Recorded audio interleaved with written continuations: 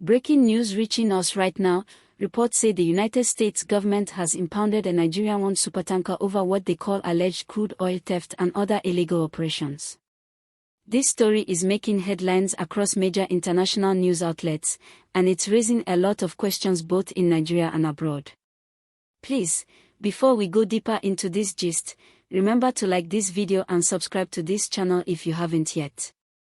It helps us reach more people and keeps you updated with every latest news as it breaks. So here's what happened. A very large oil vessel, a supertanker known as Skipper, was stopped and seized by U.S. authorities. The American officials say this vessel was involved in suspicious oil movements and may have been part of an operation to steal crude or move it illegally. The ship is said to be owned and managed by a Nigerian company called Tomorrow's Global Ventures Limited, though when investigators checked, the company's records were not active or up to date. That immediately made the story more complicated. Some reports also said the vessel was flying the flag of another country, Guyana, without proper permission, which made the matter even more serious. Now, the reason this story is getting global attention is because the United States doesn't just go around seizing foreign ships without a strong reason. They claim this case involves international law and possible oil smuggling activities that could affect the global market. The U.S. Coast Guard and Navy were said to have acted based on intelligence that linked this vessel to criminal oil trades. Remember to like this video right now and subscribe if you're following this story. We are breaking it down in simple terms for everyone to understand. The Skipper supertanker is not a small ship. We are talking about one of the biggest types of oil carriers in the world, the kind that can move millions of barrels of crude at once. So, when a ship like this gets seized, it's a big deal. Investigators say the ship may have been transferring crude oil without the proper documents, and in some cases, using false registration to hide its real ownership. The company linked to it from Nigeria is being investigated, and even the country whose flag it carried, Guyana, has come out to say that the registration was not authorized by them. That alone raises legal red flags. Now, many Nigerians are reacting differently to this story. Some people believe that the US is doing the right thing by cracking down on any illegal trade that affects the global oil system. Others feel like it's another case of international powers targeting African-owned companies unfairly. But whichever side you're on, it's important to understand that oil theft and smuggling have been a long-standing problem in Nigeria. Like this video right now and subscribe, because this next part will really open your eyes. Over the years, Nigeria has lost billions of dollars to illegal oil bunkering and crude theft. Every few weeks, our local security agencies report new cases, illegal pipelines, hidden storage tanks, and even small vessels caught with stolen crude. The Navy and the NSCDC have both made arrests involving tens of thousands of liters of stolen oil. It's a deep problem that weakens the country's economy and reduces the revenue we depend on for infrastructure and development. So when a Nigerian-linked supertanker is caught abroad in such a serious matter, it immediately draws attention and puts pressure on the government to explain what's going on. Now, some experts say this seizure could have a direct effect on Nigeria's image in international trade. It could make other countries more careful about dealing with Nigerian-flagged or Nigerian-owned ships. When a ship linked to Nigeria is found in an operation like this, it can create a reputation risk. That's why transparency is important. Authorities are now being asked to properly investigate who really owns this ship, who managed it, and what role Nigerian companies played in its operation. Please, if you're still watching, like this video and subscribe, it really supports the work we're doing here. Let's also look at why the United States is heavily involved. Many of you might ask, why are they the ones impounding a ship owned by Nigerians?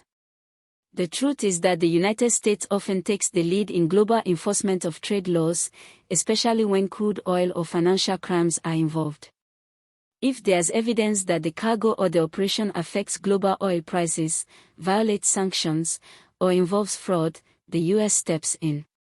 They do this not only to protect their own economy but to enforce international shipping rules that prevent smuggling, terrorism funding, and corruption. So, from their perspective, the seizure is part of maintaining order at sea. Now, according to reports, the vessel was using false identification and possibly transporting oil through unofficial routes. That's something the international community watches closely. The reason is simple: oil is one of the most valuable commodities on earth, and whoever controls how it moves has big economic power.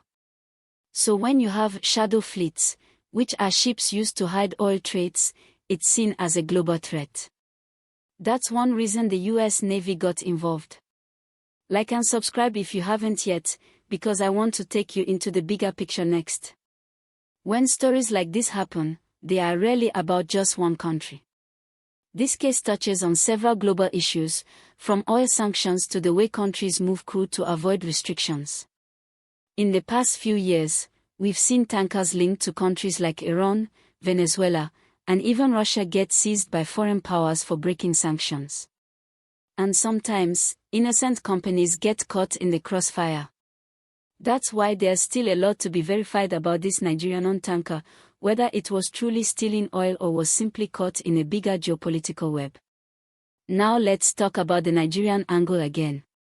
For years, the Nigerian government has been trying to stop illegal oil refining and crude theft. We've seen operations in Rivers, Delta, and Bayelsa where large amounts of stolen oil were discovered in the creeks. The military often destroys illegal refining sites, but despite that, the business continues because it's very profitable. Some experts say that until there's proper tracking of every barrel produced, it will be hard to stop. This new case abroad only shows how far some of these illegal operations might have spread. Please, take a second to like this video and subscribe if you want to keep getting stories like this. Now, think about it: a ship carrying millions of barrels, owned by a company with unclear records, sailing under another country's flag. It sounds like a movie, right? But it's happening in real life. The big question now is, who is behind it? Is it truly a Nigerian businessperson trying to move oil illegally, or is it an international network using Nigeria's name as cover? Those are the questions investigators are trying to answer. Until we get full clarity, the seizure remains a serious incident that could affect both Nigeria's reputation and its relationship with some foreign partners. This also sends a message to other shipping and oil companies in Nigeria. The world is watching closely. The global oil industry is changing. Transparency and traceability are now major priorities. Any company found cutting corners, using false registration, or engaging in shady practices will face consequences. So, Nigerian authorities need to double down on checks, ensure every vessel is properly licensed, and that all transactions follow international standards. This is how to protect our reputation. Like this video and subscribe right now, it really helps this message reach more people. Now let's talk about the global reaction. Some foreign observers see this as a move by the US to strengthen control over international oil trade routes. Others believe it's a signal to countries and companies that they must follow the rules. But back home, Nigerians are divided. Some people are angry, saying it's another attempt to paint the country in a bad light. Others say if any law was broken, then the culprits should face justice, no matter their nationality. That's a fair point, because if Nigeria truly wants to clean up its oil sector, every case like this must be taken seriously. But this event also opens a wider conversation about how African countries can monitor their shipping activities better. Many vessels that claim to be African-owned are actually registered abroad under flags of convenience. This makes it harder to trace their real ownership.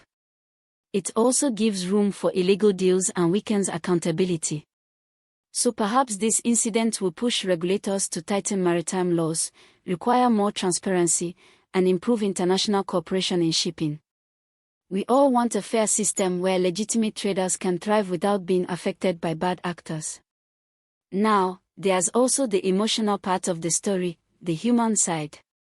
People who work in the maritime industry, crew members, engineers, and even small suppliers could be affected by incidents like this. Once a ship is seized, everyone on board faces questioning, some may lose their jobs, and insurance claims could drag for months. It affects livelihoods. That's why this is not just about oil, it's about people, jobs, and global trust in the system. Before I continue, please hit the like button and subscribe if you haven't. It takes just a second, but it helps us a lot in bringing you these updates as they happen. Now, as this investigation continues, the key focus will be on whether the Nigerian company can prove its innocence. If it can show that the vessel was operating legally and that it was wrongly accused, then there may be compensation or a court ruling in its favor. But if the investigation confirms wrongdoing, it could lead to legal charges, heavy fines, and a ban from international waters for a long time. Either way, this story will shape future oil trade coming out of West Africa. So what does this mean for ordinary Nigerians? It's a reminder that oil theft and corruption are not victimless crimes. When oil is stolen, the country loses money meant for development, for schools, hospitals, and infrastructure. The reputation of Nigerian businesses suffers, and investors become more cautious. It's in everyone's interest to ensure the oil sector is transparent and accountable. As we close this gist, one thing is clear: the seizure of the Nigerian-owned supertanker skipper is not just a small story. It's a symbol of a much larger struggle between legality and corruption, transparency and exploitation, power and accountability.